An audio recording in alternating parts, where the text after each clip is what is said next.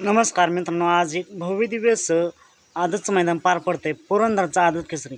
आणि या मैदानातील गट क्रमांक 13 सुटला. गट क्रमांक 13मध्ये मित्रांनो बऱ्याच गाड्या फॉल झाल्या आणि एका गाडीमुळे दुसऱ्या गाड्यांचं मात्र झालं.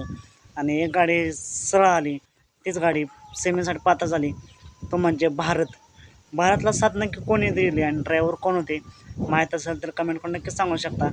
पण मित्रांनो, आज भारतला त्याच्या जोडीदाराने चांगलीच साथ दिली आणि गाडीला सेमीसाठी पात्र झाली.